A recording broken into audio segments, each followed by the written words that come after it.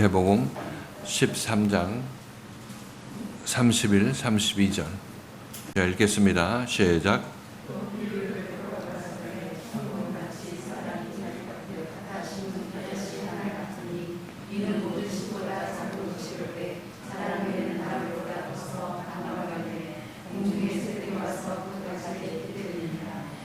이 말씀을 해석하는 두 가지 방향이 있습니다. 하나는 부정적인 방향으로 천국의 말씀이 뿌려졌는데 그것이 부정적인 방향으로 비이성적인 방법으로 커져서 공중의 새들, 우리 공중의 새들은 사단 마귀를 뜻한다고 말씀드렸죠. 사단 마귀가 드글거리는 그런 나무가 되었다.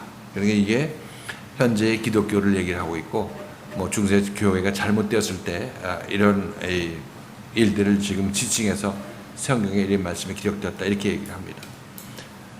자, 그런데 이것은 그럴듯해 보이기도 하죠. 왜냐하면 나물이 나무가 됐다고 얘기를 하고 있고, 또 거기에 공중의 새 악한 자들이 거한다고 얘기를 하고 있으니까 이게 이 얘기도 어느 정도 맞는 것 같이 이렇게 보입니다. 그래서 그렇게 해석하는 사람이 있어요. 근데 이것의 문제점이 뭐냐면, 이것은 성경 말씀이 천년 만년 모든 오는 세대에도 적용되는 진리의 말씀인데, 이 말씀을 이 시대 이 일로 이렇게 지목해서 얘기하게 된다면, 이게 그 뜻이라면 그러면 이 후의 세대들은 어떻게 되는 거예요? 예를 들어서 이 후의 세대들은 잘 된다고 할 것 같으면은, 그럼 이 성경 말씀은 틀린 거 아니냐고. 이때 이 시대만 맞는 거고, 모든 시대에 모든 사람에게 맞는 말씀이 아니라, 그런 진리의 말씀이 아니라, 이건 시대적으로 얘기하게 되면 그 시대에만 적용되는 말씀이기 때문에 이건 진리의 말씀이 아니라는 거죠. 성경 말씀을 가지고 요한계시록 가지고 이제 우리가 처처에 지진과 기근이 있고 마태복음에 그런 얘기 나오죠. 종말에 이런 얘기가 나오고, 그러니까 그게 지금 이 시대다 이렇게 얘기하면 성경 말씀이 이 시대에 그런 타락상을 얘기하려고 기록된 내용이 역사서나 아니면 예언서가 되기 때문에, 그건 성경이 이 시대에 그냥 이 시공간의 세상으로 들어와 버리게 되는 거죠. 우리 각 내면의 문제라면은 그것은 인류가 오고 인류가 있는 동안에는 계속 이 말씀은 그 내면의 문제라면 내면의 문제로 남아있게 되는 거 아니에요. 내면의 말씀으로 남아있게 되는 것이니까 그건 진리의 말씀이라고, 이 진리의 말씀인 거죠. 그러지 않고 이게 밖으로 내 눈앞으로 나와가지고 이 말씀이 우리 내면을 얘기하는 것이 아니라 밖의 말씀으로 나와 있게 된다면, 이 말씀은 진리의 말씀은 영적인 말씀이고 진리의 말씀이 아니라 어떤 이 세상에서 일어난 일을 얘기하고 있는 그것을 얘기를 하고 있는 것입니다. 그것을 얘기하는 것이니까 진리가 아니라는 얘기죠. 그러니까 이 성경 말씀이 천지창조다. 이것도 이 성경 말씀이 하나님께서 천지를 이렇게 창조하셨어. 이 천지를 창조하셨어. 이렇게 성경을 읽으면 이 성경을 잘못 해석한 거라는 얘기죠. 왜냐하면 이 성경 말씀은 내 안에서 천지 창조를 하는 것이 그게 성경 말씀의 원래 기록 목적인데, 내 밖에 이 천지 창조를 하셨어. 이렇게 얘기하게 되면 이 성경 말씀이 고고학적인 말씀이 되는 것이고, 어떤 옛날에 있었던 우리가 가보지 못했던 그 얘기를 해주는 호기심을 알려주는 그런 책에 불과하다고 말씀드리는 것입니다. 어떤 의미인지 알겠죠? 예수님께서 하시는 말씀이 내 세상은 이 나라에 속한 것이 아니라고 그래요. 이 세상에 속한 것이 아니라고 그러잖아요. 내 나라는 이 세상에 속한 것이 아니라. 이렇게 말씀하시면서 내 나라가 이 세상에 속하지 않았다는 얘기는 이 세상 내 눈 밖으로 하나님의 나라가 임하지 않는다는 사실인 것이에요. 이 역사 속으로 들어오지 않는다는 얘기를 하고 있는 거죠. 어디로 들어오느냐? 내 나라는 우리 안으로 들어오는 거예요. 안으로. 성경 말씀이 어떤 일어나는 이 일들은 밖의 일이 아니라, 내 눈 밖의 일이 아니라 내 내면에서 일어나는 일들을 기록해 놓은 것이 성경 말씀이니까, 이 성경 말씀을 이 밖의 일로 이해를 하게 된다면 그 사람들 이상하게 보면 돼요. 쓰나미 일어나고 어디서 지진이 일어나고 그러면 이제 예수님께서 오실 때가 가까워졌다 이렇게 얘기를 하는데, 그거 성경 거기에 적용하면 그런 이 모순에 빠진다니까요. 예수가 재림한다는 것도 우리 마음속에 재림한다고 해야 맞는 거지, 예수가 내 눈앞에 우주적으로 가시적으로 아주 노골적으로 우리 눈앞에 구름 타고 오신다 이렇게 얘기하게 되면 성경이 맨날 거짓말하는 거지. 이 바울 때 시절부터 계속 내가 곧 오리라 이렇게 얘기했던 것인데 2000년 동안 안 이루어지고 있잖아요. 거짓말하고 있는 거죠. 제대로 읽으면 내 내면에서 일어난 일인 것입니다. 심지어 예수께서 이 땅에 오셨다는 얘기도 이것도 내 내면에 와야 되는 거예요. 내면에. 이 성경 말씀이 2000년 전에 예수가 오셨다고 해서 그 예수만 이렇게 바라보고 있으면은 그것도 성경 말씀 잘못 이해한 거예요. 지금 얘기했다시피 예수는 지금 이 시대도 지금 우리한테 오고 있고 내 마음에 와야 또 내 안에 온 건 아니겠어요. 예수가 온다는 얘기는 역사적으로 오시는 거는 오는 거지만 그러나 성경이 진짜 예수가 오심을 얘기할 때는 우리 마음속에 오는 예수를 얘기를 하고 있단 말이죠. 이 예수가 2000년 전에 태어났다는 그것도 사실이지만 역사적인 사실이지만 이 성경 말씀이 예수가 오셨다는 얘기를 거기에만 집중해서 보고 있으면 이 성경 말씀을 잘못 읽는 거란 말이죠. 지금 이 세상에 2000년 후에 지금 안 오고 있는데 안 왔는데 어떻게 하냔 말이죠. 그러니까 이 성경 말씀은 역사를 기록하여서 성경 말씀이 기록이 되어 있지만 그러나 이 성경 말씀이 진짜 뜻하는 바는 그 역사적인 사실에 큰 관심을 갖는 것이 아니라 그것을 통해서 기록이 됐지만은 그것을 얘기를 하는 것이 아니라 이 성경 말씀은 그것을 기록함으로 말미암아 우리 내면에 그런 일들이 일어나고 있다는 얘기를 우리에게 보여주고 있는 거라고. 그래서 지금 여기서 얘기를 하고 있는 지금 이 교회가 이렇게 타락할 것을 알고 이 겨자씨가 나무가 되어가지고 비정상적으로 커져가지고 공중에 마귀들이 거하는 교회 안에 마귀들이 거하는 그런 시대가 되었다. 이렇게 성경 말씀 이렇게 읽으면은 우리 눈앞에 보이는 사실을 여기서 이렇게 보여주고 있는 거 아니냐 말이죠. 그러니까 성경 말씀은 그렇게 읽으면 잘못 읽었다고 얘기를 하고 있는 거예요. 그러니까 이 얘기가 중세 시대 때다, 어떤 종교개혁 이전의 시대다, 아니면 지금이다 이렇게 하고 이렇게 해석하는 거는 우리 내면의 문제가 아니라 역사 속에서 이루어진 일을 이 성경 말씀 갖다 대비하는 것이니까 맞지 않다고 얘기를 하고 있는 거예요. 그래서 성경 말세에 처처의 지진과 기근이 있으리라 이렇게 얘기하니까 지진 나고 홍수 나고 그러면 이제 예수님 올 때 재림할 때 다 됐다고 이렇게 얘기하는 것도 성경을 그렇게 봐서 그러는데 눈앞의 일로 봐서 그렇다. 그래서 이 말씀은 그렇게 해석하면 안 된다. 자, 그래서 또 비유를 베풀어 가르사대 천국은 마치 사람이 자기 밭에 심은 겨자씨 하나 같으니 겨자씨는 작다고 한다고 말씀드렸죠.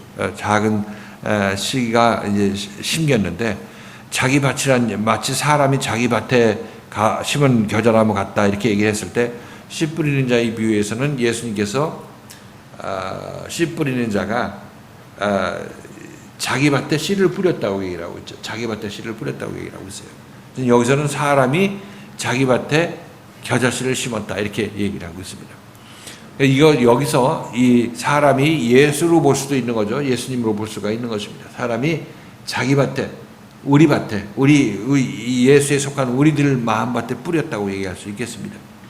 그러니까 예수께서 우리 마음속에 말씀의 씨를 뿌리듯이 겨자씨를 뿌린 것으로 우리가 이해할 수가 있다는 것입니다. 또 우리 입장에서 보면은 내가 예수께서 내 안에 겨자씨를 뿌리죠. 마음에 씨를 뿌립니다. 뿌리게 되면 나는 내 마음밭에 예수가 뿌린 씨를 내가 받았죠. 그러니까 나는 내 마음밭에 겨자씨를 뿌린 사람이죠. 뿌리도록 허락해서 내 안에 겨자씨가 뿌려진 사람이라고 얘기를 하고 있습니다. 예수님께서 하셨지만은 예수와 내가 예수 바치고 내가 내 바치니까 그러니까 내가 예수가 뿌린 씨를 내가 받았다고 얘기할 수도 있는 것입니다. 내가 받아서 내가 뿌렸다고 얘기할 수도 있는 거죠. 이거는 예수님께서 이 자기 밭에 뿌렸다고 얘기하는 것이나 우리가 우리 마음밭에 예수의 말씀을 받아서 뿌렸다고 생각하는 것이나 동일한 의미를 지니고 있는 것입니다. 그래서 상관이 없어요. 겨자씨 하나를 뿌린 것 같다 이렇게 뿌린 거와 천국은 같다 이렇게 얘기를 하고 있습니다. 이는 모든 씨보다 작은 것이로되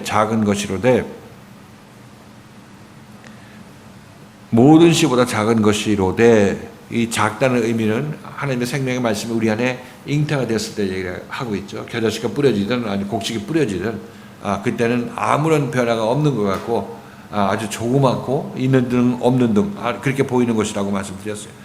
그것이 작은 것이로되 자라난 후에는 나물보다 커서 나무가 되며 공중의 새들이 와서 그 가지에 깃들이느니라.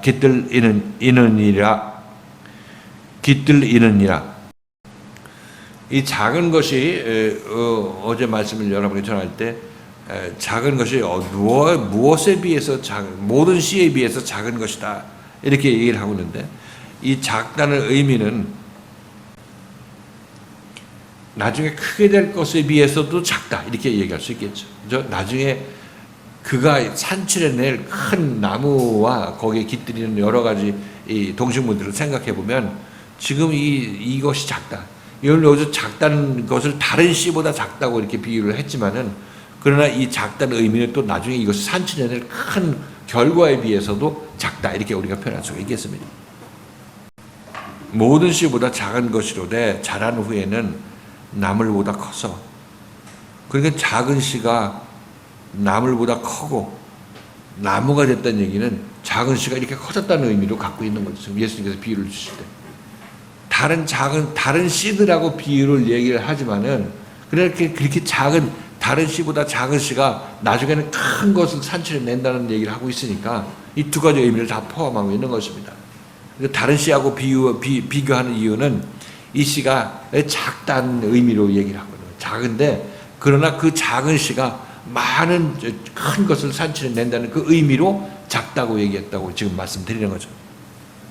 그래서 두 가지 의미로 볼 수가 있습니다. 그러니까 실질적으로 잘 깊이 생각해 보면 이 작다는 의미는 무엇 때문에 작으냐, 왜 작으냐, 이 작은 씨가 산출해낼 그 결과 열매를 보면은 이게 이 열매에 비해서 작고 또 작다 이렇게 우리가 이해하시면 되겠습니다. 작은 것이로되 자라는 과정을 통해서 나물은 허브라고 그러죠. 허브. 근데 이건 1년생 풀을 얘기를 하고 있어요. 1년생 풀인데 이게 이제 나무가 되었다. 그래서 식물학자들은 이 비유가 좀 이상하다. 이 도대체 이 겨자나무가 뭐냐, 겨자풀이 뭐냐, 이것 갖고 고민을 많이 한다고 얘기를 하고 있습니다. 그들 뭐 고민해야죠. 뭐 그런 눈을 갖고 있으니까 그것 갖고 고민해야죠. 그런데 여기서는 이제 그거와 상관없이 어떤 그 1년생 풀과 같은 그런 것이, 이 나무는 다년생이죠. 나무가 되었다 이렇게 얘기를 하고 있는 것은, 여기 어떤 우리 마음속에 생명의 겨자씨앗이 뿌려지게 되면 이것이 자라나는 과정에서 우리들은 큰 변화를 한번 겪게 되는 것입니다. 그것이 십자가 때의 변화를 얘기를 하고 있는 거죠. 그때는 우리는 이런 어떤 야채의 종에서, 채소의 종에서 이제 나무의 종으로 변화가 일어나게 되는 것입니다. 이게 죄 짓는 생명을 가진 자가 죄 없는 생명을 가진 자로 변화가 일어나게 되는 것이니까 이게 변화죠. 변화산에서 예수께서 옷이 휘어지고 변형되었다 이렇게 얘기를 하고 있을 때, 그때 바로 그런 이 모습이 여기서 이 겨자씨의 비유에서도 나타나고 있는 것입니다. 그러니까 우리가 다른 종류의 인간이 되는 것이에요. 죄 짓는 인간에서 죄 안 짓는 인간으로 변하게 되는 것이죠. 그 종이 변하는 거죠. 이게 변형이죠. 트랜스피규레이션.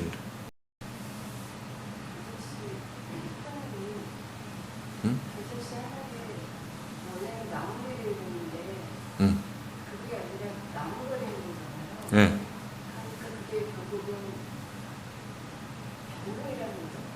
변형?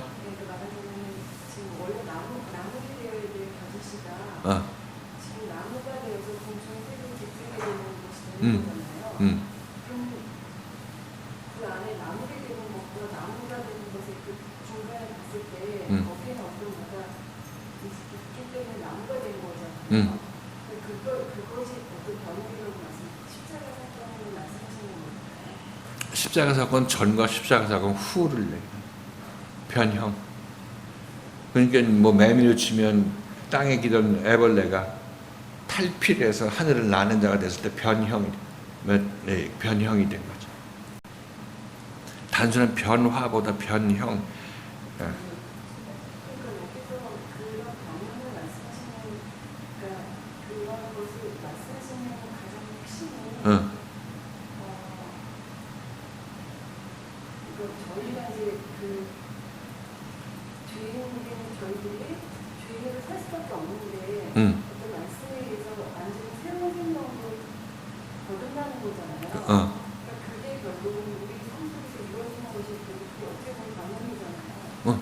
방향이 일어나서 그렇게 된 거고 지금 겨자씨가 나무가 될 겨자씨가 그것이 아니라 나무가 됐다는 것은 결국은 그 어떤 우리의 어떤 그 구원의 어떤 것이 극적인 있다는 것을 말씀하시는 극적인 반전을 그러니까 예를 들어 우리가 이 죄만 짓던 우리들이 의만 행하는 사람으로 변화가 일어나잖아요. 그 사람이 확 달라지는 거죠. 확. 그러니까 보통 뭐 극장 열심히 가다가 극장 안 가는 사람으로 변화되는 그런 차원의 문제가 아니라 전혀 다른 사람으로 변하는데 나의 존재성은 나의 아이디는 그대로 갖고 있는 거고 나의 특성 그대로 갖고 있으면서도 변형이 일어나게 되는 거예요. 좋은 변형이죠. 좋은 변형. 여기서 겨자씨를 모처럼 말씀하신 거는 그 나무라는 것이 말하자면 그 작은 것이 나중에 그러니까 나중에 어떤 산출하는 그 열매가 굉장히 크기 때문에 큰 것을 극대화하기 위해서 작은 그 겨자씨를 비유로 말씀하시는 지금까지 설명한 그거죠. 그러니까 그게 예를 들어 다른 씨보다 작은 겨자씨라고 얘기를 하고 있는데 그 작다는 의미가 다른 씨보다 작다고 지금 비교해서 말씀하셨잖아요. 근데 그 씨 중에서 가장 작은 씨가 이렇게 크게 된다 이렇게 얘기를 하고 있으니까 그러니까 이 작다는 의미는 다른 씨하고 비교한다기보다도 이 작은 씨가 산출해낸 결과하고 비교해서 작고 그 작은 씨가 이렇게 크게 됐다 이렇게 주님께서 말씀하시는 그런 의도를 가졌다고 얘기를 하고 있는 거죠. 여러분 어떻게 생각해요? 제가 이렇게 주장하는 것보다도 여러분이 읽어보면 되겠죠. 그러니까 우리들은 지금 나물로서 1년생 그 식물로서 계속해서 말씀을 우리가 만들어서 받으면은 거기서 계속해서 더 열심히 열매 맺으라고 이렇게 얘기를 하는데 그것은 이 풀이 할 수 없는 열매란 말이죠. 새들이 깃들고 하는 것들은 그 풀이 할 수가 없는 일이라고 얘기를 하고 있는 거예요. 그러니까 그 일들 이 겨자씨가 심어지게 되면 이 겨자씨 자체는 사실상 보면은 이 겨자씨가 풀이라고 얘기를 하는데 그 풀로 끝나야 될 그 겨자씨가 나무로 변형이 일어나게 만든 겨자씨이기 때문에 이 겨자씨는 하나님의 생명의 겨자씨를 얘기를 하고 있는 거죠. 그러니까 일반 겨자씨는 1년생 풀로 끝나는 거지. 근데 여기서 하나님의 겨자씨는 이 1년생 풀로 끝나는 게 아니라 한번 변형이 일어나서 이 다년생 나무가 된다는 얘기를 하고 있는 거예요. 그러니까 겨자씨만 이렇게 집중하고 쫓아가면 풀인데 왜 나무가 됐어? 이렇게 얘기할 게 아니라 생명의 말씀 내 안에 잉태가 되게 되면 내 안에서 자라나서 이 어떤 풀 차원에서는 그 겨자씨가 끝나게 되는 것이고 다시 부활해서 이쪽 나무가 되는 그런 겨자씨로 이제 자라나게 된다는 얘기죠. 그 이 겨자씨는 이 세상의 겨자씨가 아니라 예수님께서 우리에게 생명의 말씀을 전하기 위한 어떤 방편으로서의 겨자씨인 것이지 이 겨자씨가 생물학적으로 식물학적으로 종이 무슨 종인데 이게 나무가 되느냐 이렇게 따질 필요가 없다는 얘기를 하고 있는 거예요. 그래서 어제 얘기하면서 우리한테 이 비유를 설명해 주실 때는 내 마음을 내 안을 깨끗이 하면 겉도 깨끗해진다고 얘기를 하잖아요. 근데 이건 이 접시의 안을 깨끗이 하면 대접의 안을 깨끗이 하면 바깥도 깨끗해진다는 예수의 이 비유는 틀렸잖아요. 컵의 안을 깨끗이 하면 밖도 깨끗해진다고 예수께서 말씀하셨는데 이건 맞는 비유가 아니잖아요. 이 겨자씨도 1년생 풀인데 예를 들어서 이게 1년생 풀을 심었더니 나무가 되었어 이렇게 얘기하시면 어떤 이게 좀 이치에 맞지 않는 우리 식물학적으로 맞지 않는 거고 이건 세상 이치에도 맞지 않는 그릇 닦기에 대해서 예수께서 비유를 들어주신 거 아니냐고. 잘못 비유한 거잖아요. 예를 들어서. 그런데 예수께서 무엇을 설명하기 위한 거냐면 우리 인생의 내면 안을 생명의 말씀으로 깨끗하게 씻으면 밖으로 드러나는 행동들은 깨끗해진다는 이 얘기를 말하는 우리 인생의 모습을 얘기해 주시기 위해서 이 비유를 들게 된다는 얘기죠. 이 비유가 맞건 틀리건 그 상관없어. 우리를 이해를 시키는데 더 도움이 되는 방향으로 그 예수께서 말씀하시는 거죠. 사도 바울도 우리 이 이방인들이 유대인들이 예수를 믿지 않기 때문에 그 이방으로 복음이 전해진다고 얘기를 하고 있습니다. 그래서 사도 바울이 얘기할 때 너희들이 이 감람나무의 가지가 몇 개가 떨어져 나가서 너희 돌감람나무인 너희들이 참감람나무에 접붙임을 받았다고 얘기를 하고 있어요. 우리 돌감람나무고 유대인들은 참감람나무인데 이들이 예수를 믿지 않기 때문에 가지 몇 개가 떨어져 나갔는데 일부가 떨어져 나갔는데 거기에 이방인들이 접붙임 돌감람나무인 너희가 거기에 접붙여졌다고 얘기를 하고 있어요. 로마서에서 그렇게 얘기를 하고 있죠. 그런데 이게 틀렸다는 거예요.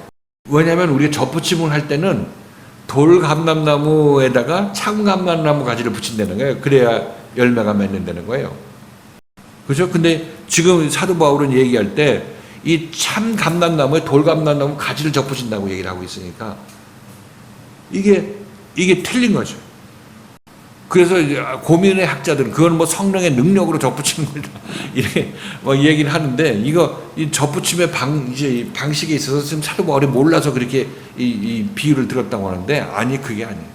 원래 오리진 말씀이 처음에 유대인들한테 전해졌잖아요. 예수 그리스도의 그 아브라함 조상부터 아담부터 아담 이후에 유대인이 생겼지만 아무튼 아브라함이 전부 믿음의 조상들이 전부 그쪽에서 나왔잖아요.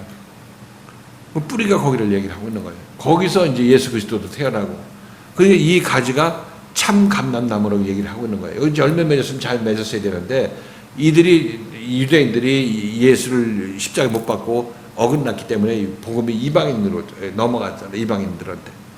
이방인들은 사도 바울이 얘기할 때 이 참 감람나무 이스라엘 나무가지에 너희들이 접붙였다, 접붙임을 받았다 이렇게 얘기를 하고 있어요. 그러니까 이 접붙임을 받았으니까 너네들 자긍하지 말고 겸손한 마음으로 열심히 신앙생활해서 열매 온전히 맺게 하라 이렇게 얘기를 하고 있습니다. 이거는 영적으로 우리한테 설명하기 좋은 설명이죠. 그렇잖아요. 이스라엘이 원래 이 유대 민족으로서 성경에 나오는 그 조상들이 자기 자신들의 조상인 거 아니에요. 그러니까 원래 그 그리스도의 말씀이 구원의 말씀이 그쪽 민족을 통해서 우리 백성들한테 이 세상에 전해지게 된 거 아니겠습니까? 그리고 원조는 원래 뿌리는 그들이죠. 참감람나무. 근데 이거 갖다 붙였다고 얘기를 하고 있어요.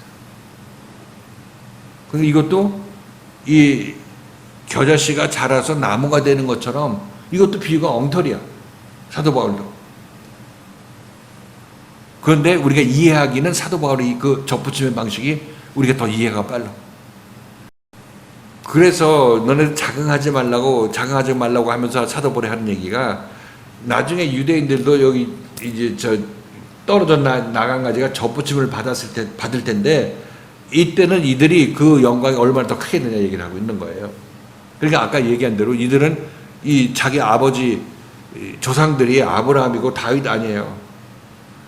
그리고 나면서부터 성경 외우고 구약 성경 외우고 다녔고 열심히 그 구약 성경대로 신앙생활을 했으니까 이들이 회개하고 다 사도 바울처럼 회개하고 접붙임을 받게 되게 된 그런 사도 바울이 되게 된다면 이들도 얼마나 하나님의 영광을 위해서 크게 쓰임 받겠느냐 이렇게 사도 바울이 얘기하는 것을 로마서에서 이렇게 보게 될 것이에요.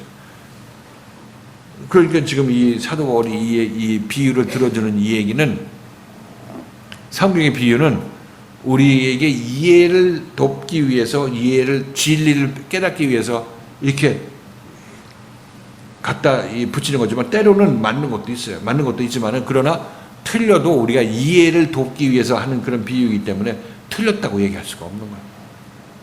식물학적으로는 틀렸죠. 나물이 어떻게 나무가 돼? 그래서 나물이 나무가 되는 그거는 우리 한 변형을 얘기를 하기 위해서 그렇게 말씀하신 것이다.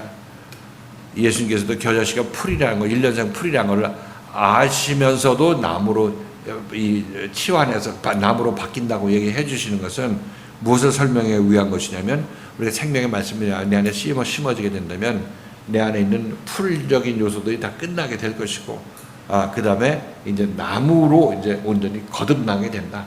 여기 하나의 단절이 있게 되는 거죠. 단절이 있게 되고 계속해서 나라는 존재는 있지만은 거듭난 내가 이제 나무로서 이제 역할을 하게 된다고 얘기를 하고 있는 거예요. 나물보다 커서 나무가 되면 공중의 새들이 와서 그 가지에 깃들이느니라. 나무는 사람의 비유죠. 일반적으로 성경에서. 나무가 되면 공중의 새들이 와서 그 가지에 깃들이느니라. 그러니까 이 나무는 공중의 새들이 와서 깃들이는데, 이 나무가 공중의 새는 아까 우리가 처음에 본 대로 악한 자, 그리고 사단 마귀라고 말씀드렸죠.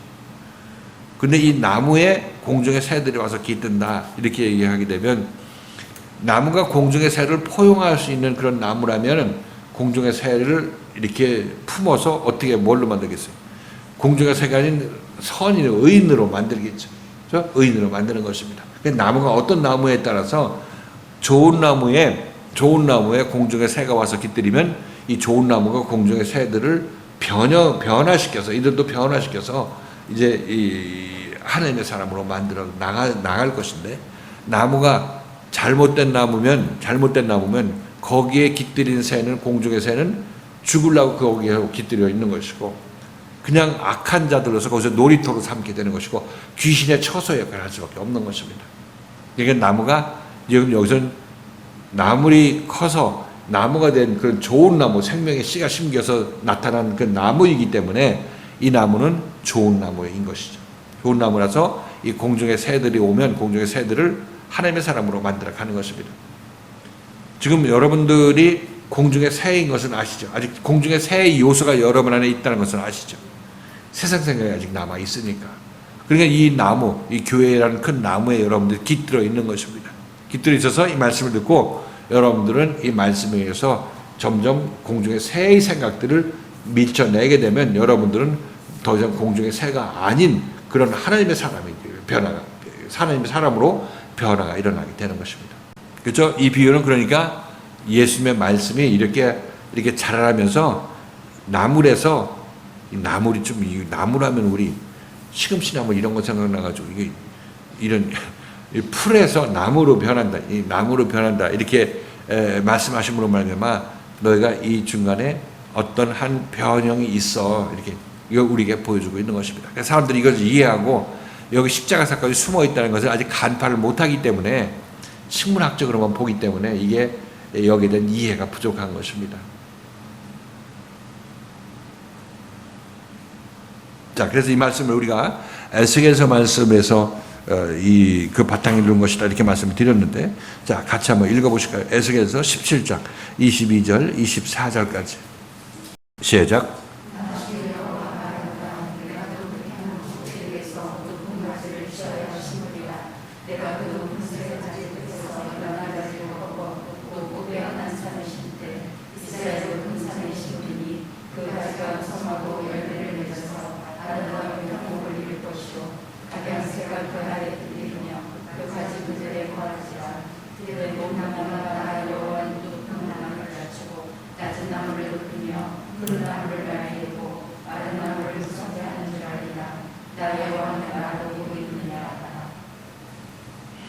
이렇게 백향목의 꼭대기 가지에서 연한 순을 가지를 뽑아서 땅에 심었다고 그랬죠. 시온산에 심었어요. 우리 마음판에서 심었습니다. 겨자씨처럼 심었어요. 심었더니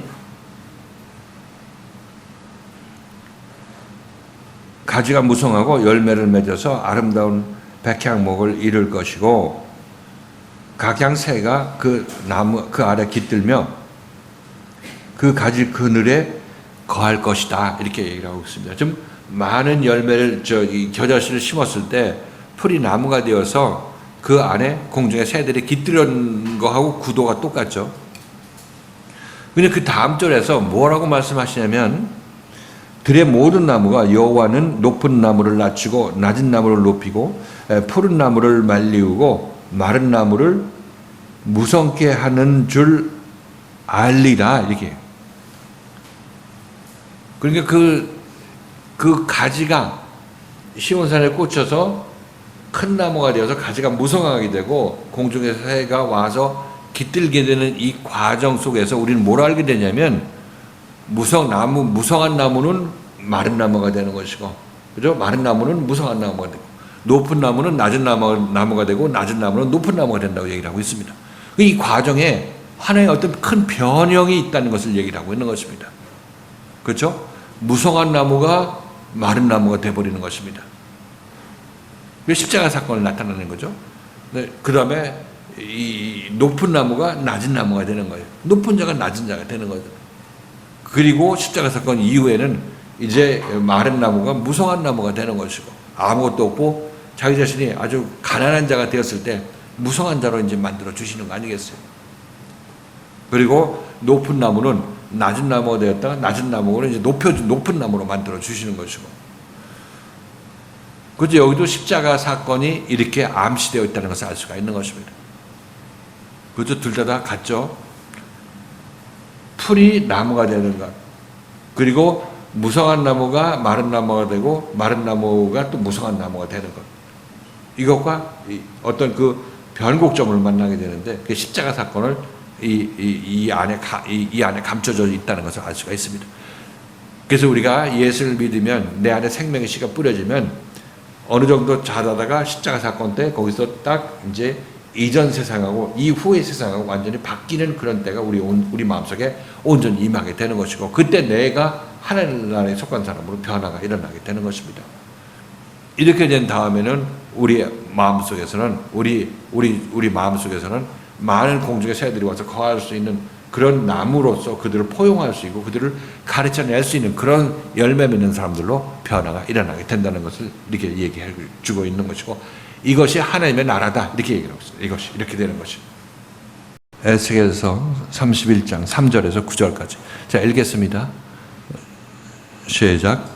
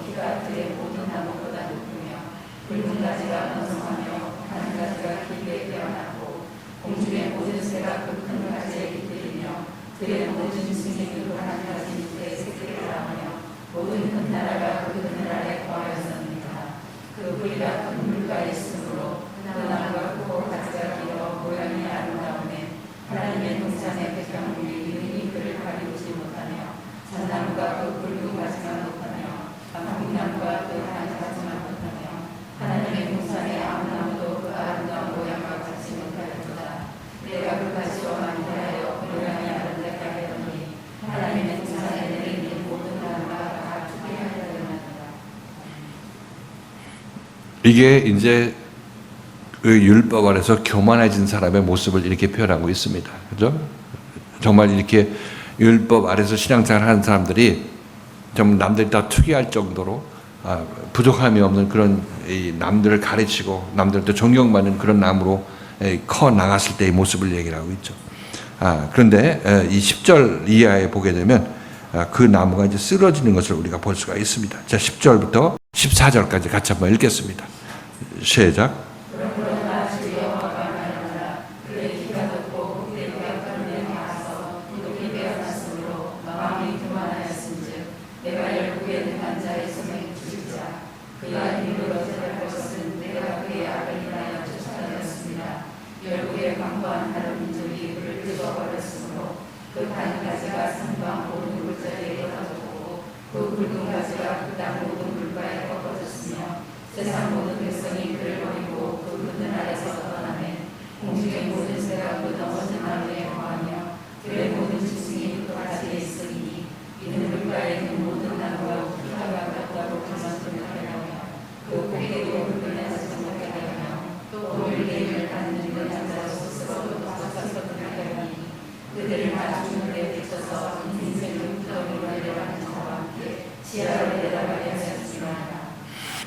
자, 이렇게 열국에서 찍혀진 나무 가지에도 공중에 새가 있고 짐승들이 아직도 남아있는 데가 있죠.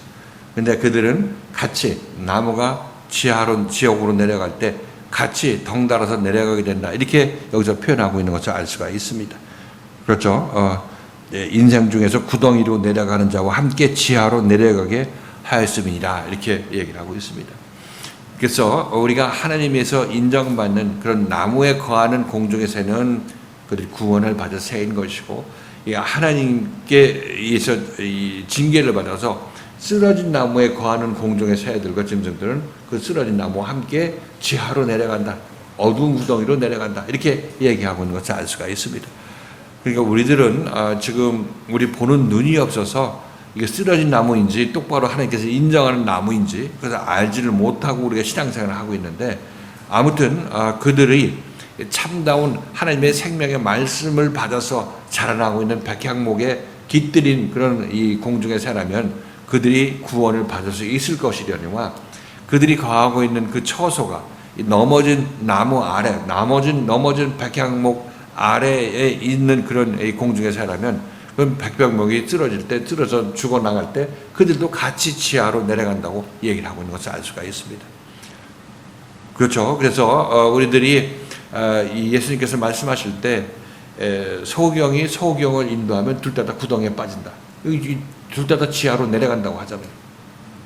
그렇죠? 그러니까 우리들은 정말 내가 예수 믿을 때 제대로 된 예수 그리스도의 말씀에 선포가 있는 교회에서 신앙생활을 하고 있느냐 아니냐 이걸 항상 고민하면서 이 제대로 된 말씀을 찾아야 되는 것입니다. 그래서 이 말씀이 그러하다 그 말씀을 만날 때까지 여러분들은 정말 항상 마음속에 근심을 가지고 찾아 나서야 되는 것인데 여러분들은 일단 여기 왔으니까 이 말씀을 잘 끝까지 잘 지키고 붙잡고 따라 나서야 되는 것이죠.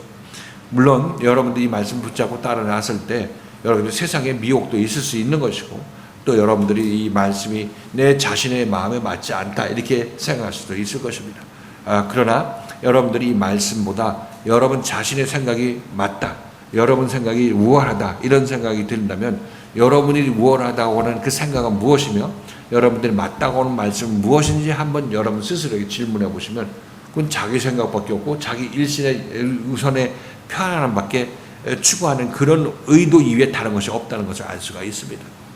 그렇죠? 그렇게 되면 여러분들은 돌이키는 자가 지혜로운 거죠.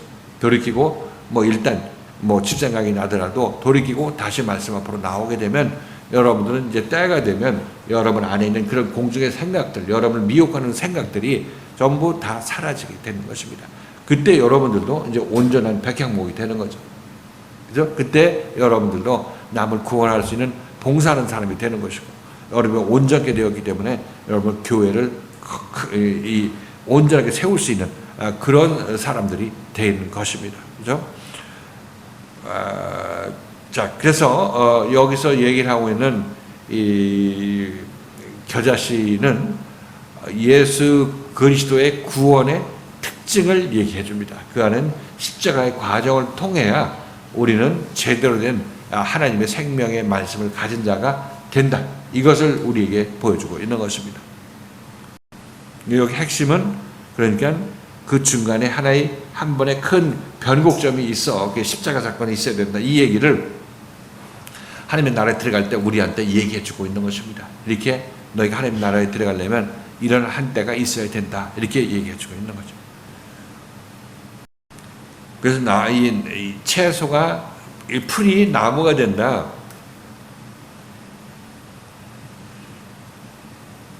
이거에 어떤 도약이 있죠. 이상하다 있는 도약이 있습니다. 이거는 지금 우리가 에스겔서 말씀을 읽을 때 푸른 나무가 마른 나무가 되고, 그죠? 이 높은 나무가 낮은 나무가 되고, 그 뒤에 이제 낮은 나무가 높은 나무가 되고, 이제 마른 나무가 무성한 나무가 된다는 것을 보면은 요 어떤 그 계곡이 있다는 것을 알 수가 있습니다. 십자가의 계곡이 있다는 것을 알 수가 있죠. 그러니까 여기서 이 겨자씨의 비유에서도